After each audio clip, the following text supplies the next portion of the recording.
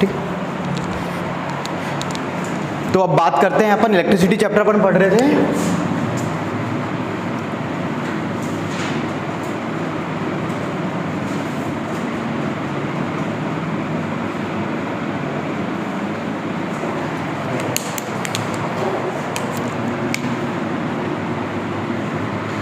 तो लास्ट में अपन ने एक न्यूमेरिकल किया था, दैट इज क्या पूछ रहे थे वहां पे अपन, रेजिस्टेंस। ठीक है, चलो एक छोटा सा और कर लो numerical.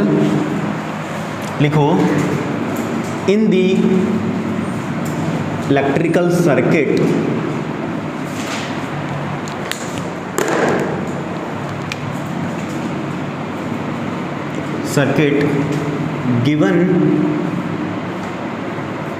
given charge is 10 coulomb, 10C लिखा है, 10 coulomb, and flows for the time 10 seconds and the voltage and the voltage applied is 15 volt, then find the resistance, जिसका हो जाए वो बैठे रहना, मैं पूछूंगा फिर बताना। then find the resistance। हाँ, 15 volt in the electrical circuit, given charge is 10 coulomb and flows for the time 10 seconds and the voltage applied is 15 volt, then find the resistance। और जिसका हो जाए वो मेरे को हाथ खड़ा करे।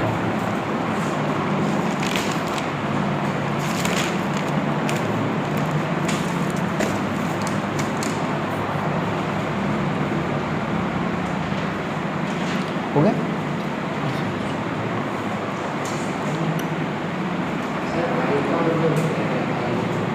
आई का फॉर्मूला Q/T होता है, एक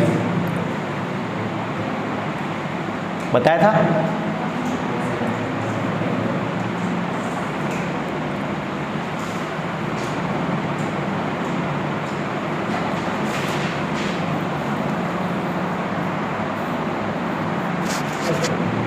हो गया?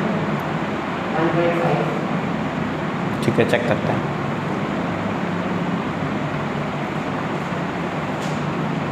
वन 1.5 ओम रेजिस्टेंस की वैल्यू देखते हैं, लेट्स सी।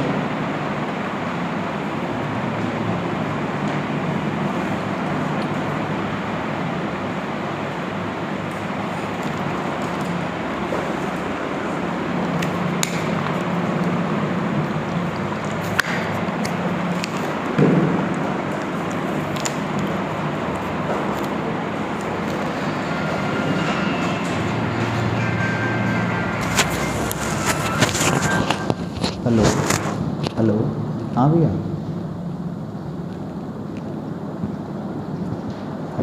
हेलो, हाँ,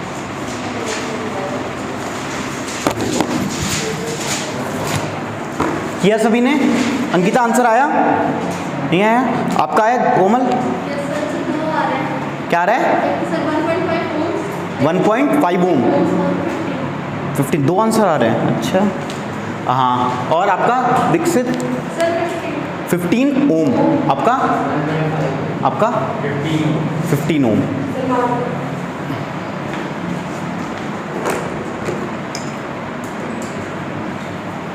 अब इधर देखो सभी, गेट बंद कर देना।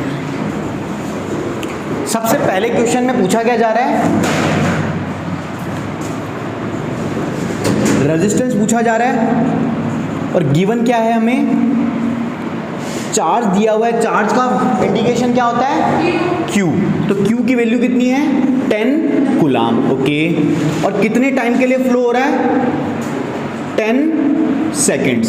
ठीक है, एक क्वांटिटी, और हमको दिया गया है वोल्टेज V। ये दिया गया और वोल्टेज V कितना दिया गया 15 वोल्ट, और हमसे पूछा जा रहा है दैट इज रेजिस्टेंस फाइंड करो।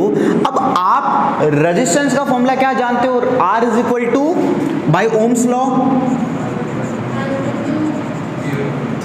बाय ओम्स लॉ मतलब देखो ओम्स लॉ से फॉर्मूला क्या होता है V/IR, यहां से R का फॉर्मूला बनाओगे तो क्या बन गया R is equal to V/I। तो अगर आपको रेजिस्टेंस किसी भी सर्किट में निकालना है तो क्या पता होना चाहिए? वोल्टेज पता होना चाहिए और साथ ही साथ करंट पता होना चाहिए। आपको वोल्टेज गिवन है, वोल्टेज गिवन है, करंट पता है नहीं पता, मतलब करंट को निकालना पड़ेगा, फाइंड करना पड़ेगा। चलो भाई करंट निकालते हैं। अब करंट का फॉर्मूला ओम्स लॉ से तो ये था, लेकिन यहाँ तो ऑलरेडी भाई करंट तो निकालना है तो ये तो फॉर्मूला आप यूज कर नहीं सकते। एक फॉर्मूला हम जानते हैं इन दी फॉर्म ऑफ चार्जेस। तो करंट का जो बेसिक हम जब पढ़ते आते हैं, current is the rate of flow of charge या इलेक्ट्रिक चार्ज। तो I इज इक्वल टू क्या फॉर्मूला था? Q/T, यही तो फॉर्मूला था। तो करंट का फॉर्मूला क्या बना? I is equal to Q कितना है 10 कूलाम, टाइम कितने के लिए फ्लो हो रहा है 10, तो कितना हो गया 1, क्या हुआ?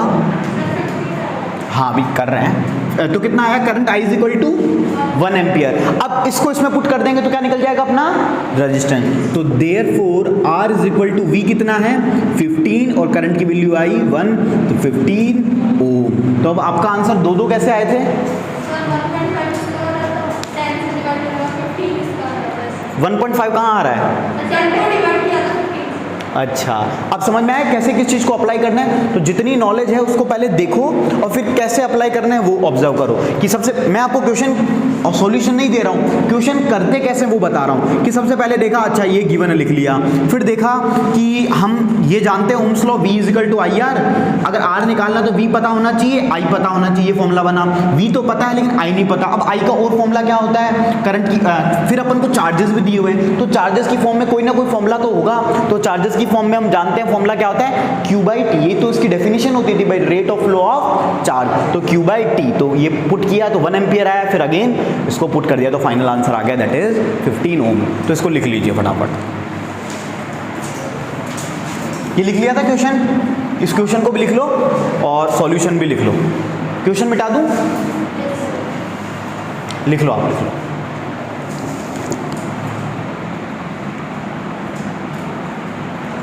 लिख लिया?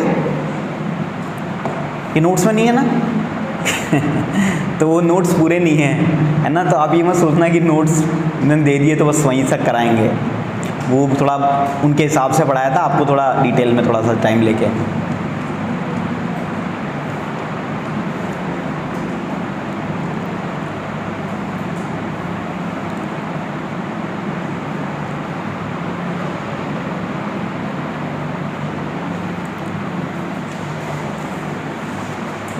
समझ में आ रहा है ना सभी को?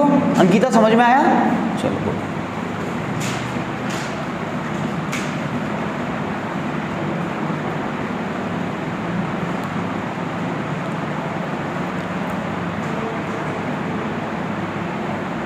तनु समझ में आ रहा है? कोई दिक्कत?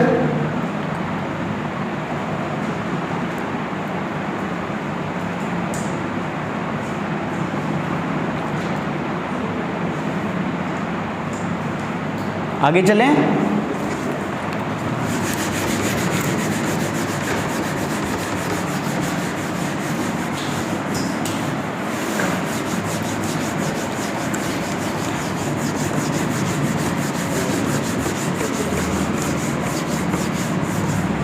न्यू हेडिंग डालिए, the factors on which resistance depends.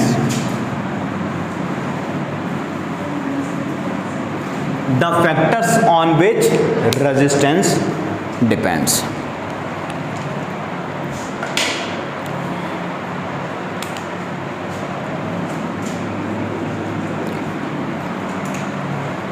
लिख लिया सभी ने? अब इधर देखो सभी, एक बार ध्यान से सुनो। अब हम बात कर रहे हैं किसकी?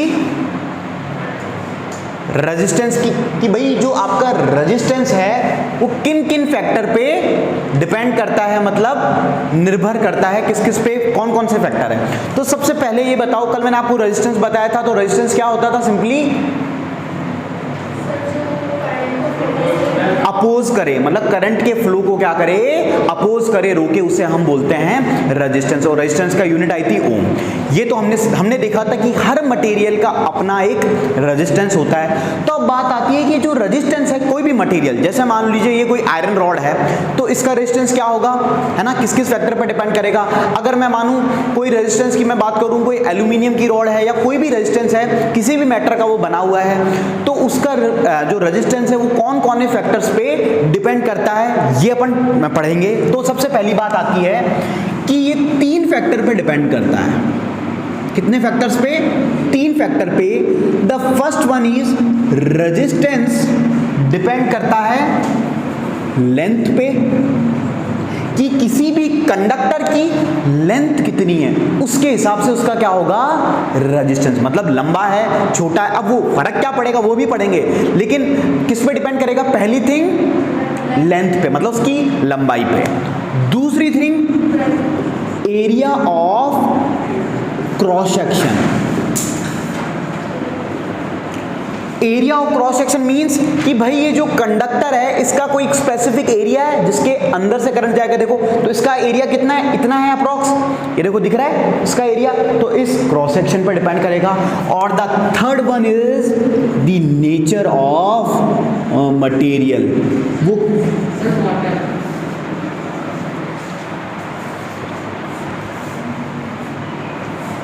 The nature of material. तो 3 फैक्टर पे डिपेंड करा, the length, area of cross section and nature of material. अब बात आती है नेचर ऑफ मटेरियल से हम क्या समझते हैं कि भाई जो आपका कंडक्टर बना है वो किस मैटर से बना है? लोहे से बना है, प्लास्टिक से बना है, एल्यूमिनियम से बना है, कॉपर से बना है, सिल्वर से बना है, किससे बना है उस पे भी डिपेंड करेगा। तो पहली चीज तो आपको इतना समझ में आया। अब वो कैसे डिपेंड करेगा वो अपन अभी बात करते हैं। अब देखो बात करते हैं अपन पहले कॉन्सेप्ट की कि रेजिस्टेंस मींस रेजिस्टेंस लेंथ पे कैसे डिपेंड करता है। मैं आपको कहता हूं कि जैसे जैसे लेंथ बढ़ेगी आपका रेजिस्टेंस क्या होगा? इंक्रीज होगा। तो ये इनवर्स रिलेशन है या डायरेक्ट रिलेशन है? डायरेक्टली। तो R is directly proportional to L। समझ में आया? ठीक है। और अगर लेंथ घटी तो रेजिस्टेंस भी क्या होगा? घटेगा। बात समझ में आई? तो ये कैसा है? डायरेक्ट। भाई घटेगा या बढ़ेगा तो उसको बोलते हैं डायरेक्ट। को डाउट? हाँ, अगर बढ़ाओगे लेंथ को तो रेजिस्टेंस बढ़ेगा, घटाओगे लेंथ को तो घटेगा।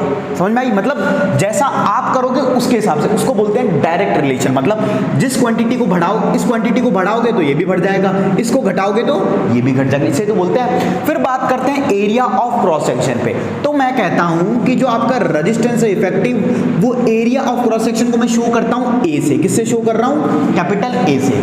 तो वो होता है उसके बीच में relation, that is inversely proportional. अब ये क्यों होता है? और नेचर ऑफ मटेरियल का कोई रिलेशन ऐसे नहीं है, वो आपको मैं कॉन्सेप्ट के थ्रू समझाऊंगा। तो अब देखो, ये मान लीजिए मेरा एक कंडक्टर था। कंडक्टर के अंदर जो रेजिस्टेंस है उसको कैसे शो करते हैं कि वो प्रॉपर्टी किसी कंडक्टर की जो करंट को क्या करती है? अपोज। मान लीजिए आप इसको थोड़ा लाइफ से जोड़ते हैं। मेरा सपोज या आपका कोई भी एम होगा, तो आपका जितना लंबी दूरी, आपका जितना बड़ा एम होगा उतनी आपको मुश्किलें कम आएगी या ज्यादा आएंगी?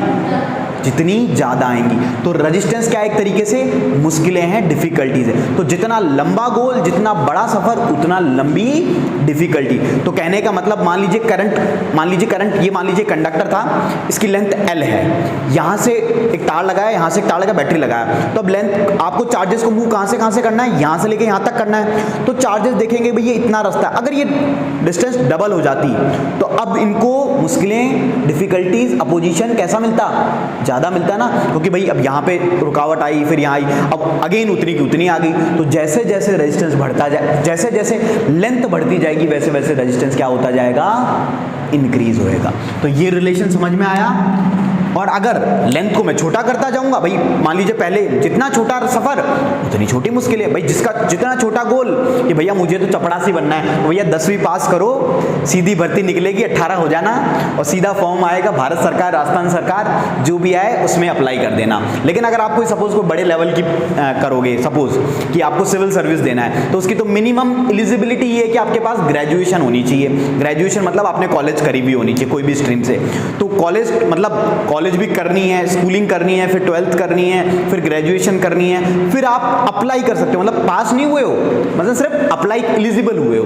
तो चपड़ासी में तो भैया 10वीं पास सब जिंदाबाद। तो मतलब आप 10वीं पास हो जाओगे, मोस्टली हो ही जाओगे सभी। आजकल तो CBSE सबको पास कर ही देती है, पहले वाला सीन है नहीं कि लड्डू बटेंगे पूरे गांव में बच्चा 10वीं पास किया तो, है ना। तो अब देखो, तो जितनी लेंथ कम उतना रेजिस्टेंस कम, और जितनी लेंथ ज्यादा उतना रेजिस्टेंस कम। तो इसका रिलेशन कैसा है, डायरेक्ट या इनवर्स? डायरेक्ट। समझ में आया दीक्षित? चलो ये हो गई बात। अब बात करते हैं एरिया ऑफ क्रॉस सेक्शन। मान लीजिए आई एम ए चार्ज, है ना, और मुझे चार्ज है तो मेरे को ट्रांसफर करना है। तो मान लीजिए यहाँ पे एक केव है ना, केव है, तो मुझे इस केव से उधर की तरफ जाना है। मैं यहाँ खड़ा हूँ, ये यहाँ से केव स्टार्ट होती है, वहाँ तक है। अगर ये मान लीजिए केव इतनी होती, कितनी, मेरे हाइट से यहाँ तक है, तो अब मेरे को मैं क्या सीधा सीधा खड़ा खड़ा चल जाऊँगा, जा पाऊँगा, या फिर मेरे को झुक के ऐसे क्रॉल करके जाना पड़ेगा, मतलब रेंग के जाना पड़ेगा, या फिर इतनी हुई। फिर मैंने एरिया को और छोटा किया, इतने में तो मैं फिर भी ऐसे करके चले जा रहा था, लेकिन फिर मैंने और छोटी करी, तो फिर मैं क्या करूँगा, और झुकूंगा। और मान लीजिए इतनी कर दी, जैसे कि जब भी डिफेंस वालों की, फौजियों की ट्रेनिंग होती है तो उनके अलग अलग वो बनते हैं ना, तो उसमें से ऐसे रैंक के जाते हैं। आप लोगों ने की है कि नहीं की? मैंने तो बहुत की है ना। तो क्या होता था, एक छोटा सा गोला सा होता है, उसके अंदर से रैंक के जाते हैं, क्रॉल करके जाते हैं। तो कहने का मतलब ये है, जैसे जैसे एरिया को मैं कम करता जा रहा हूं, मेरे लिए डिफिकल्टी बढ़ रही है या कम हो रही है? बढ़ रही है। सपोज मैंने एरिया को इतना कर दिया, मेरी हाइट से भी ऊपर कर दिया, अब तो मैं सीधा सीधा चला जाऊंगा इजीली, मेरे को कोई रुकी। तो जैसे जैसे एरिया बढ़ेगा डिफिकल्टी कम होगी। तो ये डायरेक्ट रिलेशन होगा या इनवर्स रिलेशन होगा? इनवर्स रिलेशन होगा। मतलब उसी तरह अब मेरी जगह चार्ज को रख लो, तो चार्ज को जितना बड़ा एरिया, मान लीजिए पहले ये इतने में से चार्ज को जाना था, अब ये इतना बड़ा कर दिया। मान लीजिए इतना बड़ा कोई कंडक्टर आ गया, सपोज ये कोई कंडक्टर है और इसका एरिया ये इतना है, तो अब चार्जेस को ज्यादा पाथ मिल गया मूव करने के लिए। तो जितना बड़ा एरिया उतना क्या, रेजिस्टेंस कम, क्योंकि उनका फ्लो क्या हो गया, उतना ज्यादा हो गया। तो ये कैसा हो गया, इनवर्स रिलेशन। मतलब रेजिस्टेंस, एरिया कम तो रेजिस्टेंस ज्यादा, और एरिया ज्यादा तो रेजिस्टेंस कम। तो इसको बोलते हैं कैसा रिलेशन, इनवर्स रिलेशन। ठीक है। अब बात आती है nature of material. Nature of material मैंने आपको कल भी बताया था, अभी बताता हूं। कल एक एग्जांपल लिया था कि अलग अलग, अब मैं सपोज मैं बात करूं, मेरे को इलेक्ट्रिसिटी को पास कराना है किसी रस्टेड आयरन से। कल बताया था, तो करंट कितना फ्लो हो रहा था, 0.8 लिया था। फिर मैंने देखा, फिर एक प्योर आयरन लिया। तो जैसे जैसे मेरा जो नेचर ऑफ मटेरियल है अच्छा होता जाएगा, गुड क्वालिटी का होता जाएगा, तो मेरा जो रेजिस्टेंस है वो क्या करता जाएगा, कम होता जाएगा। और रेजिस्टेंस कम होगा तो करंट क्या होता जाएगा, ज्यादा। भाई रेजिस्टेंस कम तो करंट ज्यादा, जितना पोजीशन कम उतना करंट ज्यादा। तो ये रिलेशन होता है, ये वो फैक्टर्स हैं जिसपे क्या डिपेंड करता है, रेजिस्टेंस ऑफ दी कंडक्टर। समझ में आया? पहले तो पहले हेडिंग डालो और फिर लिखो जो मैं लिखवाता हूं। इस फॉर्म में नहीं लिखना, मैं लिखवाऊंगा वैसे वैसे। लिखिए, resistance of the conductor, resistance of the conductor depends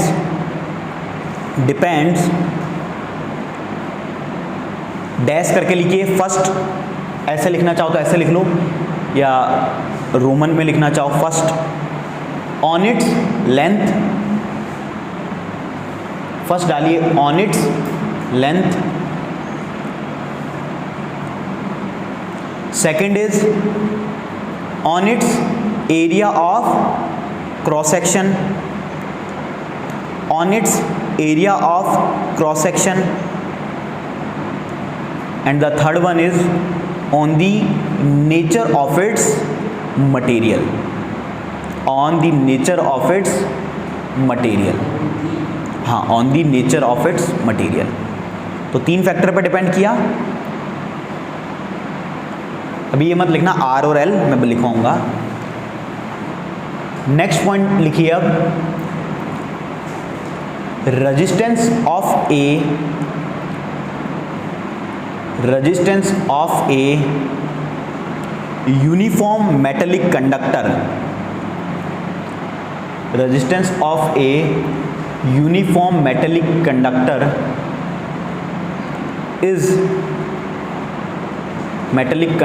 is directly proportional, length से डायरेक्टली प्रोपोर्शनल होगा या इनवर्स? हाँ, तो लिखिए is directly proportional to its length और ब्रैकेट में लिखिएगा L, to its length bracket में L, to its length L, length के ब्रैकेट में L, एंड इनवर्सली प्रोपोर्शनल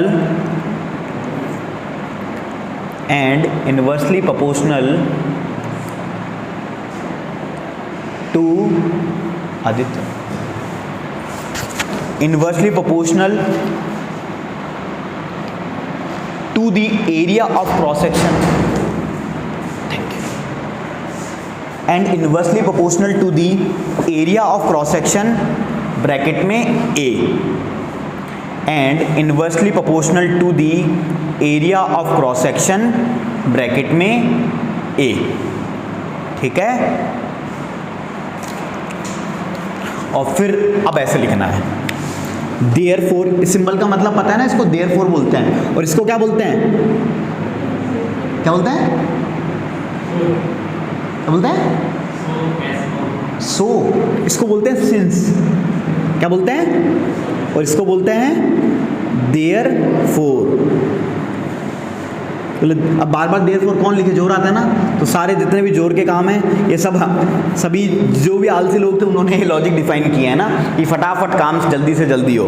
अब इधर देखो, फिर लिखो therefore R is directly proportional to L, equation number 1। R is inversely proportional to 1/A, equation number 2। By combining equation 1 and equation 2 we can write R is L by A। यहां तक लिखिए।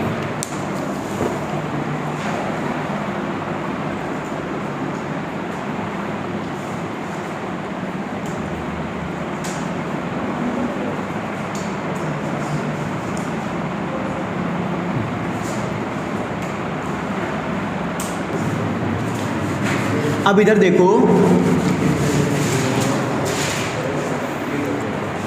देखो, मैं समझाता हूं।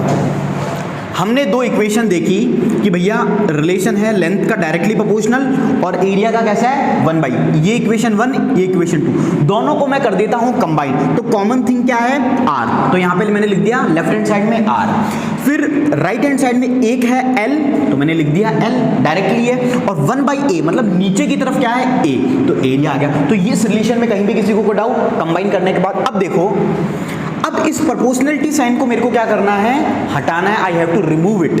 तो अगर आपको रिमूव करना है तो आपको क्या करना पड़ेगा? एक प्रोपोर्शनलिटी कांस्टेंट को यूज करना पड़ेगा। और जब इस प्रोपोर्शनलिटी साइन को हटाते हैं तो यहां पे जो प्रोपोर्शनलिटी कांस्टेंट आता है, जैसे कि ओम्स लॉ में क्या कांस्टेंट आया था? रेजिस्टेंस। यहां पे आता है रो, है ना, रोना, उसको बोलते हैं रो। इसको बोला जाता है, क्या बोलते हैं? वेयर। इसको बोलते हैं रो। कैसा? रो की स्पेलिंग रो, ऐसे ही लिखूं? कैसे लिखूं दीक्षित? ठीक है, तो इसको क्या बोलते हैं? रो।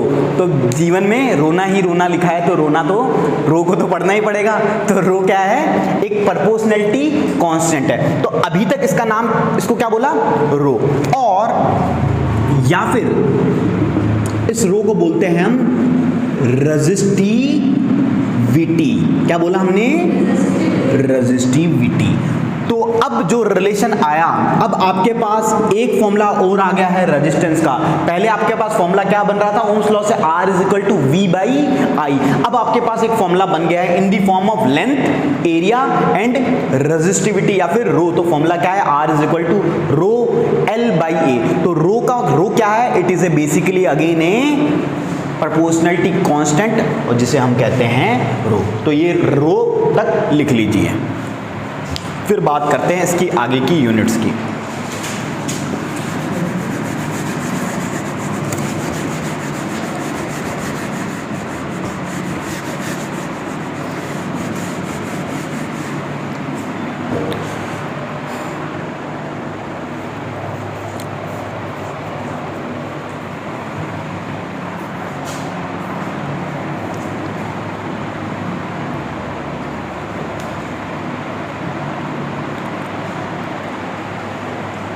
तो R का फॉर्मूला क्या बन के आया, रो L बाई ए। L क्या है, लेंथ है, A क्या है, cross section of area of cross section, और रो एक प्रोपोर्शनलिटी कांस्टेंट है ना।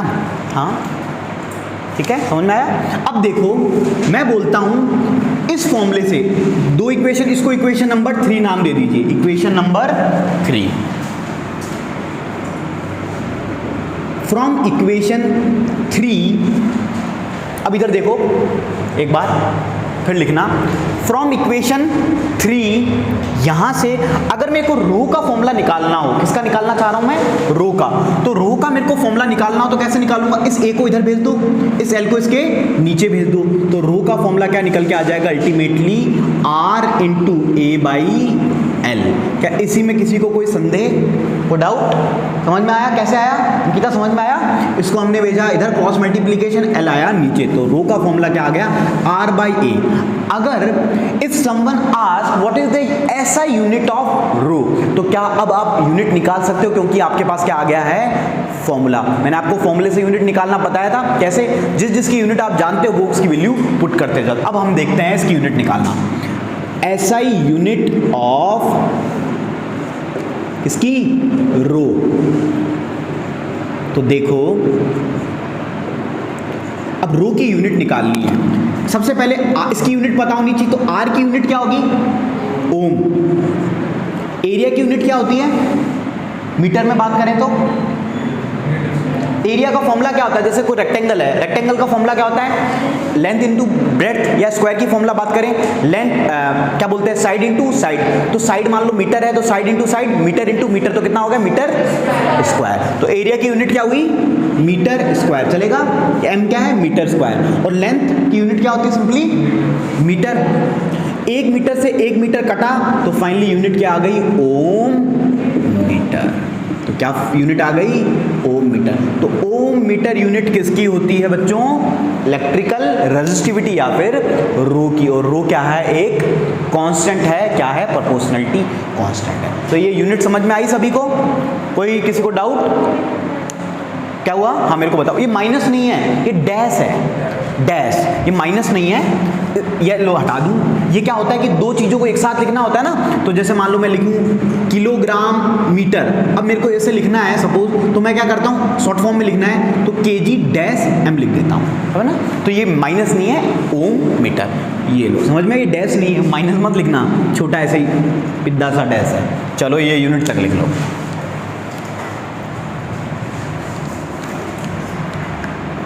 किसी को कोई भी डाउट है पूछ लिया करो, कोई दिक्कत नहीं है। यहाँ पे अपन सीखने के लिए आए हैं भाई, सब कुछ आता है तो फिर आते ही क्यों, है ना। सब कुछ तो किसी को नहीं आता, सभी सीखते हैं।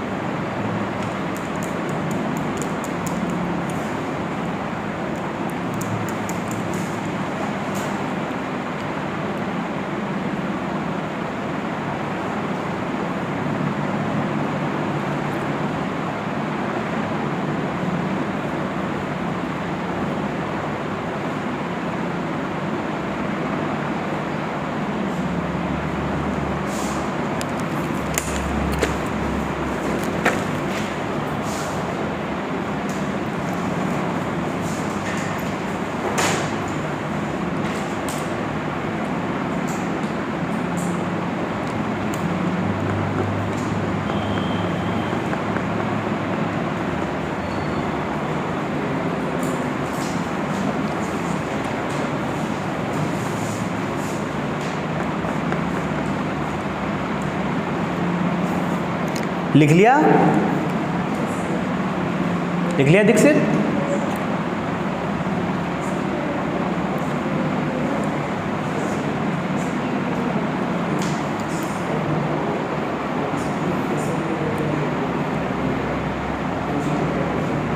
अब लिखो where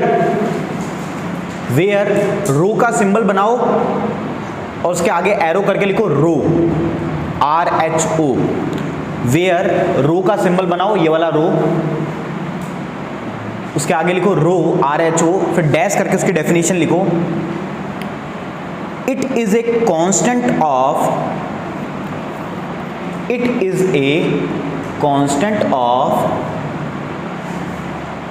proportionality and is called the electrical resistivity of the material of a conductor, and is called the electrical resistivity of the material of a conductor, full stop। ठीक है, तो रो क्या है?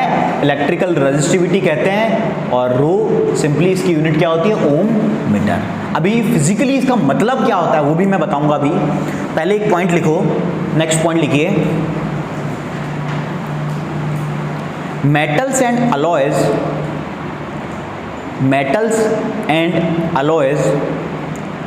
अलॉय की स्पेलिंग होती है ALLOYS। अलॉय क्या होती है ये भी बता दूंगा, ALLOYS, have very low resistivity in the range of 10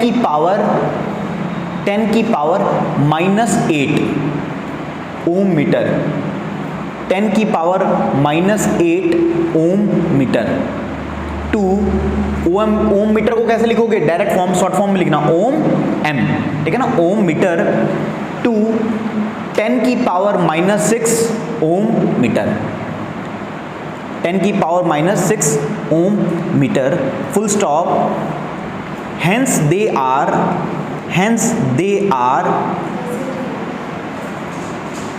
दिक्कत है अंकिता? ओम मीटर, ठीक है। Hence they are good conductors of electricity, hence they are good conductors of electricity, full stop। Next point लिखिए,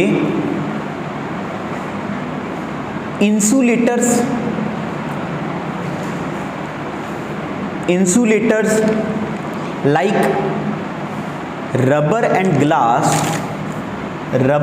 ग्लास हैव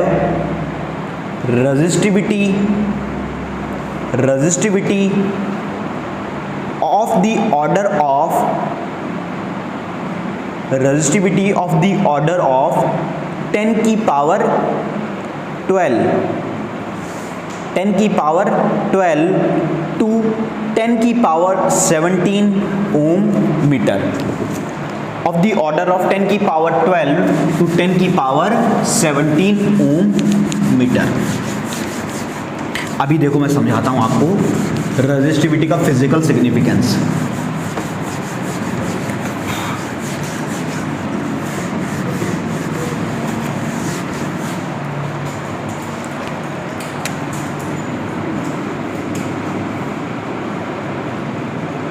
लिखना है अपना कुछ नहीं है, ध्यान से सुनो। अब बात करते हैं रेजिस्टिविटी। हमें समझ में तो आ गया कि भैया ये क्या है, एक proportionality. Dixit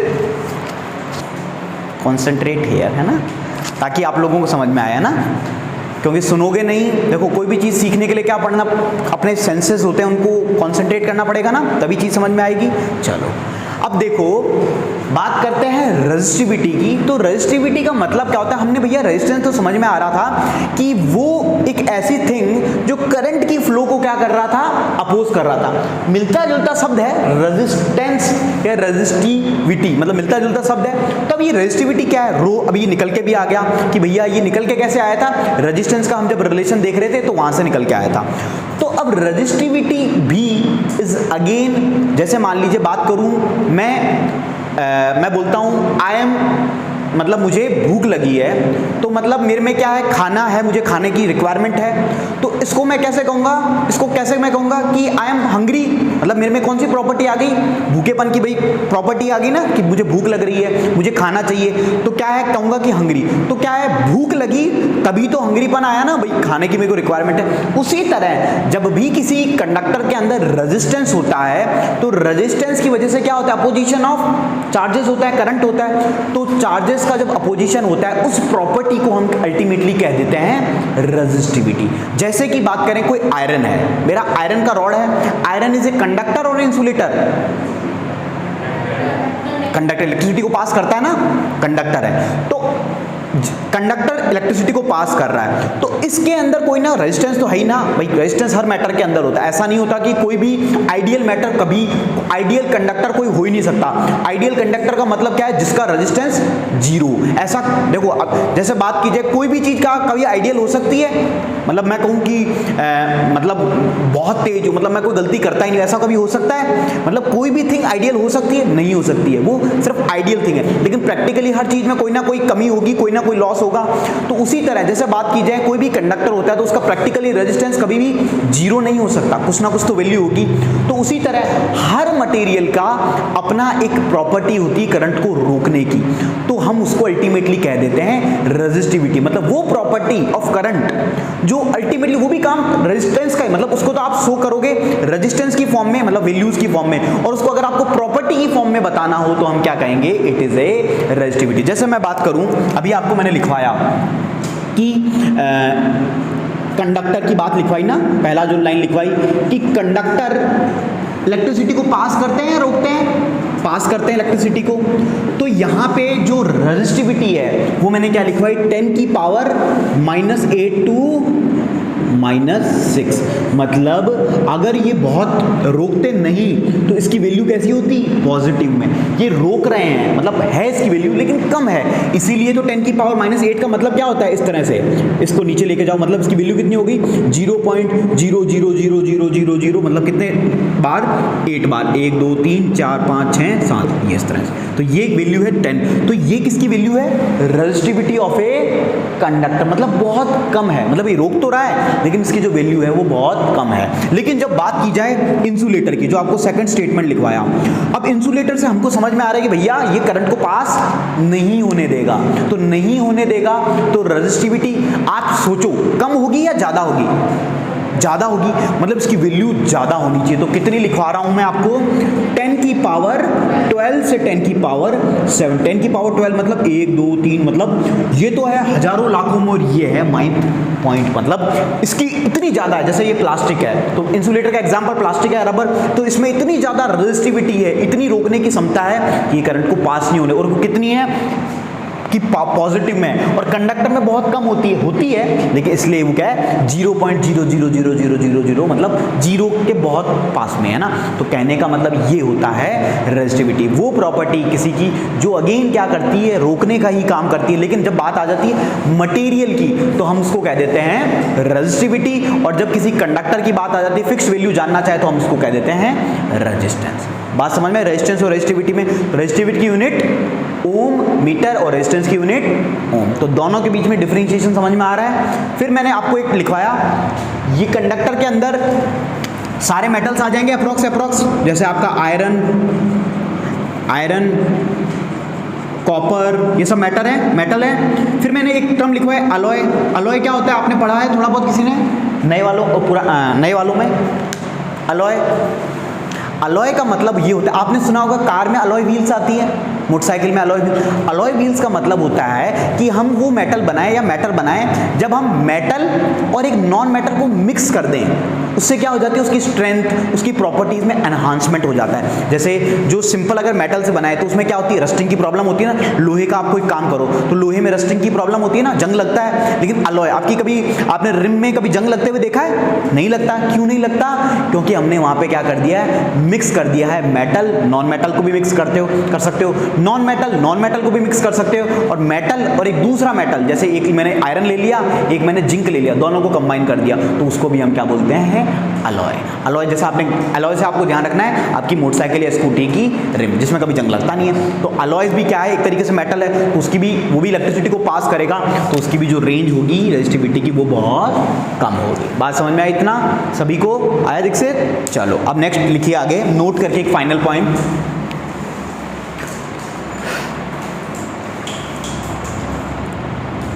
both the resistance and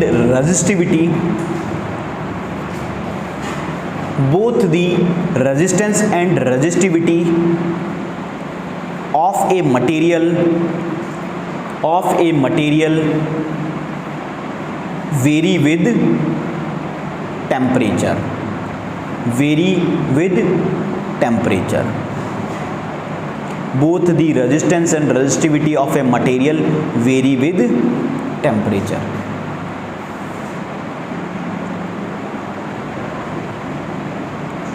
लिख लिया? अब इसका कोई मेरे को बताना चाहेगा सिग्निफिकेंस की, कैसे मैंने जो लिखवा रहा हूं कि ये ऐसा क्यों लिखवा रहा हूं, मैं क्या लिखवा रहा हूं कि जो रेजिस्टेंस और रेजिस्टिविटी किस पर डिपेंड करती है, टेम्परेचर पे। तो कैसे आप इसको जस्टिफाई करोगे? मैंने आपको लिंक करो, करंट से रिलेटेड समथिंग बताया था, करंट का और टेम्परेचर का रिलेशन आपको, हाँ, ओम्स लॉ में भी बताया था। सोचो थोड़ा,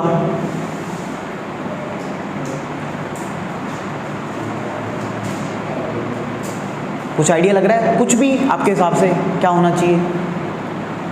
कुछ आ रहे हैं? हाँ हाँ बोलो।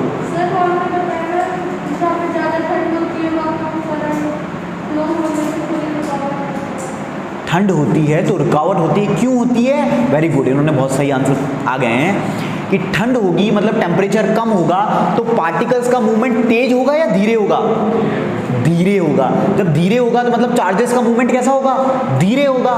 तो इसका मतलब चार्जेस का मूवमेंट पे ही, अगर भाई किसी कंडक्टर के अंदर चार्जेस बहुत इजीली मूव कर रहे हैं, इसका मतलब क्या है, वहां का रेजिस्टेंस बहुत कम है। तो क्या ये रिलेशन उसमें भी लाई करेगा कि अगर टेम्परेचर बहुत ज्यादा होगा तो रेजिस्टेंस कम होगा? क्यों कम होगा? क्योंकि चार्जेस इजीली मूव कर पाएंगे, और चार्जेस इजीली मूव कर पाएंगे इसका मतलब क्या है, रेजिस्टेंस ज्यादा है, सॉरी करंट ज्यादा है और रेजिस्टेंस कम है, ठीक है ना। और अगर टेम्परेचर कम है मतलब बहुत ठंडा कई इलाका है तो वहां पे टेम्परेचर क्या कम है, तो टेम्परेचर कम होने की वजह से जो चार्जेस का मूवमेंट है वो क्या हो गया, स्लो हो गया। चार्जेस का मूवमेंट स्लो होने का मतलब क्या है, रेजिस्टेंस वहां का ज्यादा है। बात समझ में आई? तो ये होता है कि टेम्परेचर जो रेजिस्टेंस है और रेजिस्टिविटी किस पर डिपेंड करता है, टेम्परेचर से भी डिपेंड करता है। ऑल्दो इसका जो रिलेशन है वो मैं अभी आपको नहीं बताऊंगा, इसका एक रिलेशन होता है R नॉट इजिकल टू एक फैक्टर आता है, वो 12th का पार्ट है फिजिक्स, जो लोग साइंस स्ट्रीम में जाते हैं और वो इलेक्ट्रिसिटी वहाँ भी चैप्टर पढ़ना होता है वहाँ पे, और इंजीनियरिंग में भी इवन हम पढ़ाते हैं, है ना, इलेक्ट्रिकल इंजीनियर्स को, ठीक है। तो अब नेक्स्ट पॉइंट लिखिए, यहाँ तक समझ में आया सभी को?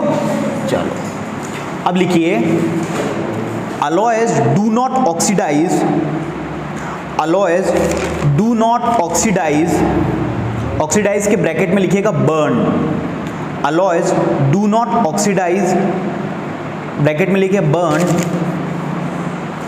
readily at high temperature, हाँ, readily at high temperature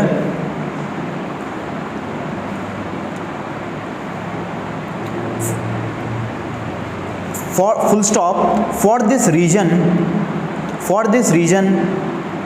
they are commonly used in electrical, for this reason they are commonly used in electrical heating devices,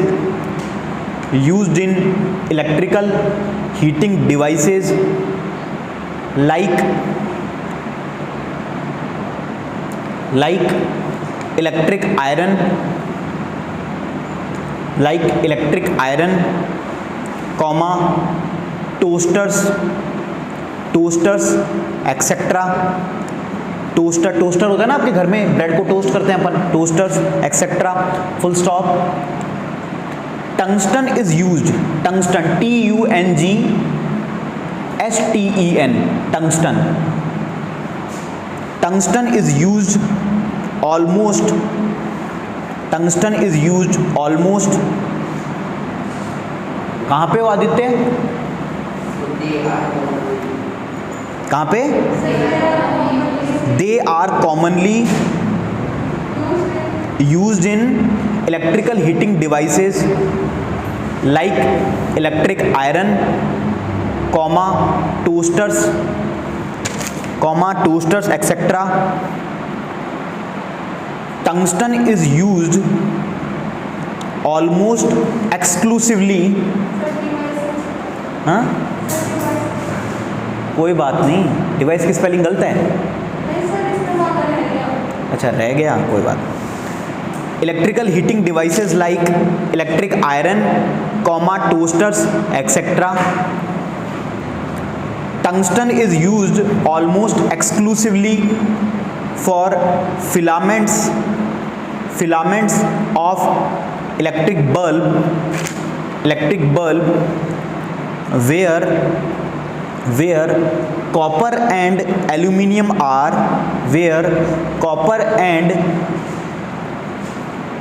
exclusively for filaments of electric bulbs where copper and aluminium are generally used for electrical transmission lines, where copper and aluminiums are generally used for electrical transmission line। ये मैंने कुछ application लिखवाए हैं, इधर देखो मैं समझा देता हूँ कि ये पर्टिकुलर यहाँ क्यों यूज़ कर रहे हैं।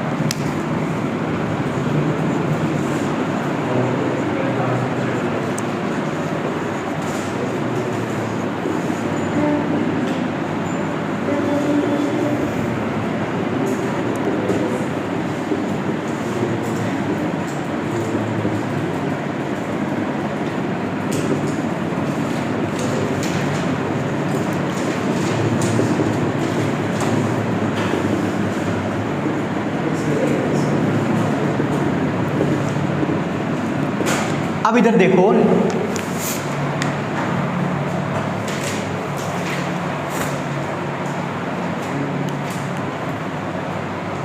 देख लिया।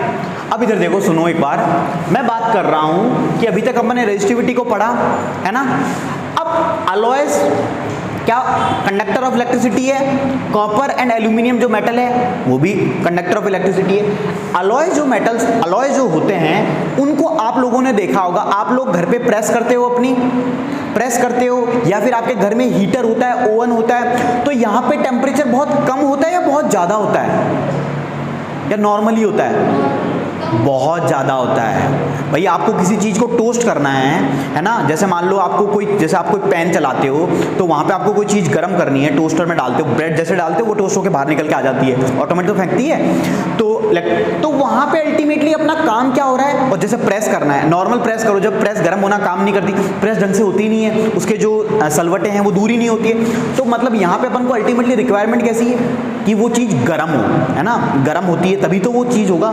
तो अलॉयज की एक प्रॉपर्टी होती है अलॉयज की कि उनको आप कितना भी बर्न कर लो, मतलब गर्म कर लो, वो ना ऑक्सीडाइज नहीं होते। ऑक्सीडाइज नहीं होने का मतलब ये है कि वो ऑक्सीजन के साथ रिएक्ट नहीं करते, मतलब कोई अलग से ऐसा नहीं होता कि जैसा आपने गर्म करी तो ऐसा थोड़ी होता है कि आपकी जो नीचे की प्लेट है उसके ऊपर कोई अलग से पपड़ी आ गई या फिर ऐसा कुछ होता है, जैसी है वैसे ही रहती है ना नॉर्मली, या फिर वो जल के खराब हो गई, मतलब जो अपना मेटल आपने यूज किया ऐसा थोड़ी आपने गर्म किया वो जल गई, प्रेस ही नीचे से जल गई, लोहा जल गया, ऐसा होता है? या फिर वो पूरी लाल हो गई, पूरा एकदम आग का अंगारा हो गया, ऐसा होता है? ऐसा नहीं होता ना, वो जैसी होती है वैसी ही रहती है। तो कहने का मतलब ये है अलॉय जो होते हैं वो क्या करते हैं, जल्दी से ऑक्सीडाइज नहीं होते, मतलब बर्न नहीं होते, जलते नहीं है। इसी वजह से हम उसको कहाँ यूज करते हैं, इलेक्ट्रिक आयरन और टोस्टर में। अब मान लो टोस्टर में डाला आपने जैसे ही वो वहाँ पे टेम्परेचर हुआ लाइक 700 डिग्री सेल्सियस, टोस्टर का ये टेम्परेचर होता है 700, 300, 400, आपने देखा वो टोस्टर ही जल गया, अंदर का वो मेटल ही पिघल गया,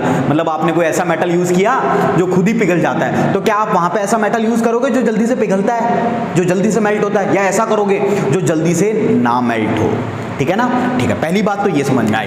फिर बात करते हैं, आप लोगों ने अपना 100 वाट का बल्ब देखा है गांव में? अभी गांव के अभी भी यहाँ भी मिल जाएगा, ये भी गांव ही है ना।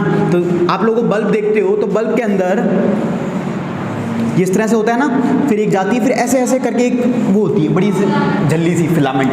तो जो फिलामेंट होता है, अब लाइट का जनरेशन कैसे होता है, जब इलेक्ट्रिसिटी पास होती है तो वो जो फिलामेंट है इसको बोलते हैं फिलामेंट। ये बना होता है, एक मेटल आता है स्पेशल, टंगस्टन। कौन सा मेटल? टंगस्टन। इस टंगस्टन की एक खास प्रॉपर्टी ये है कि ये 3700 डिग्री मतलब 3700 डिग्री सेल्सियस तक मेल्ट नहीं होता है। और अगर आपको लाइट को जनरेट करना, जैसे अगर कोई भी लाइट कैसे जनरेट होती है, जैसे आपने लकड़ी जलाई तो आग निकलती है, तो उसी तरह कोई मेटल इतना गर्म हो जाए तो अपनी हीट एनर्जी को किस में कन्वर्ट कर दे, लाइट एनर्जी में कन्वर्ट कर दे। तो वो कब कर पाएगा, जब वो बहुत ज्यादा गर्म होगा। तो वहां पे अपन कौन सा मेटल यूज करते हैं, टंगस्टन। अगर मान लो अपन ऐसा कोई मेटल यूज करते जो 500 डिग्री पे पिघल जाता, तब वो लाइट देता क्या अपन को? नहीं देता। तो टंगस्टन 3700 डिग्री सेल्सियस उसका होता है, टेम्परेचर तक मेल्ट ही नहीं होता है, इसलिए हम यूज करते हैं उसमें फिलामेंट्स में। आपने देखा भी होगा, ये बात हुई। तो टंगस्टन का अपना एग्जाम्पल समझ में आया यूज। फिर बात करते हैं कॉपर एंड एल्यूमिनियम की। कॉपर आपके घर में जो वायर्स हैं, एल्यूमिनियम हाँ, तो मैंने आपको वहां भी बताया था, एल्यूमिनियम और जो कॉपर है, कॉपर आपके घरों में जो बिजली के तार हैं वहां पे आ रहा है कॉपर, और जो एल्यूमिनियम है, बड़ी बड़ी जितनी भी ट्रांसमिशन लाइंस हैं वहां पे भी क्या यूज हो रहा है, एक तो किस लिए यूज कर रहे हैं, उनके अंदर वो गुड कंडक्टर ऑफ इलेक्ट्रिसिटी, और द सेकंड वन इज कि वो सस्ते भी हैं। ऐसे नहीं है कि सिल्वर, वैसे सबसे अच्छा कंडक्टर कौन सा है, सिल्वर, लेकिन हम क्यों यूज नहीं कर रहे हैं भाई, इतना महंगा थोड़ी लगाएंगे, कोई भी तोड़ के ले जाएगा। आप भी सोचो पढ़ाई वढ़ाई छोड़ो, ये धंधा स्टार्ट करते हैं, बिजनेस का प्रॉफिट का मामला है, भारत सरकार देख रही है चोर है कौन, है ना। आता ना कि बाद में एलईडी ले गए, एलईडी चोरों को पकड़ो, अगर कोई मिले तो फोन करके बताओ। और अभी कल न्यूज आई थी कि नगर निगम वाले खुद ही चोर हैं है ना। तो ये चीज है। तो कॉपर एल्यूमिनियम का, तो हर मेटल का, हर मटेरियल का अपना एक यूज होता है। ऐसा नहीं है कि कोई भी मेटल कहीं भी यूज आप कर सकते हो। तो ये अलग अलग यूज थे, तो ये अपन को पता चले किसके थ्रू, फैक्टर्स ऑन रेजिस्टेंस और ये सब चीजें थी। तो यहां तक सबको समझ में आया, ठीक है। तो बाकी का डिस्कशन करते हैं कल। Okay, thank you.